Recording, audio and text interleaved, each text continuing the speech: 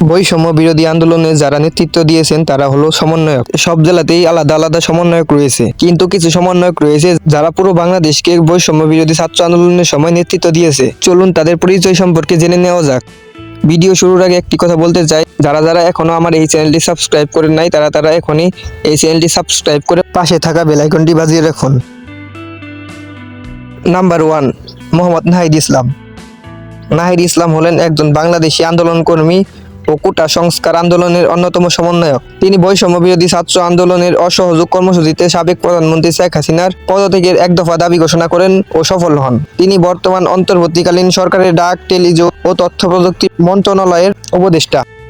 তার ডাকনাম ফাহিম। তার জন্ম 1998 সালে ঢাকায়। বাবা শিক্ষক, মা ঘর সামলে সন্তানদের মানুষ করেছেন। ছোট এক ভাই রয়েছে তার। 2014 সালে ঢাকা দক্ষিণ বনশ্রী মডেল হাই স্কুল থেকে এসএসসি পাশ করেন তিনি। সরকারি বিজ্ঞান কলেজ থেকে 2016 সালে এইচএসসি পাশ করে ভর্তি হন ঢাকা বিশ্ববিদ্যালয়ের সমাজ বিজ্ঞান বিভাগে। 2022 সালে অনার্স পাশ করেন তিনি। বর্তমানে তিনি একই বিভাগে মাস্টার্সের শিক্ষার্থী। তিনি বিবাহিত।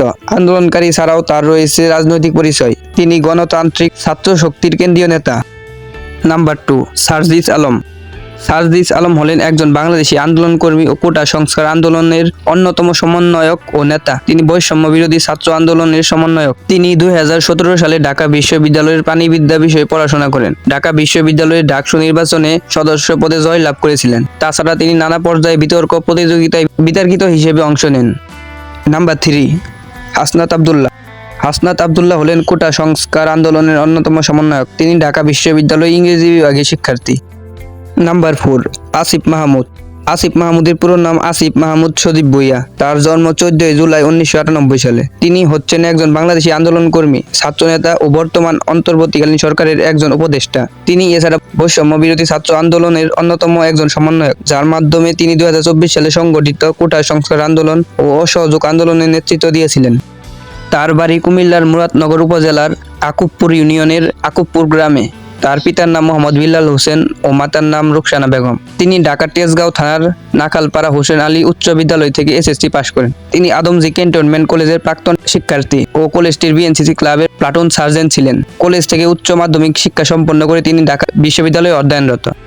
তিনি ঢাকা বিশ্ববিদ্যালয়ের ভাষা বিজ্ঞান বিভাগের 2017-18 শিক্ষাবর্ষের শিক্ষার্থী। নাম্বার 5, আবু বাকের। আবু বাকের বৈষম্য বিরোধী ছাত্র আন্দোলনের একজন সমন্বয়ক। তার বাসা কুমিল্লা জেলাতে। নাম্বার 6, নুসরাত তাবাসসুম। নুসরাত তাবাসসুম ঢাকা বিশ্ববিদ্যালয়ের রাষ্ট্রবিজ্ঞানের ছাত্রী। তার বাসা কুষ্টিয়া জেলাতে।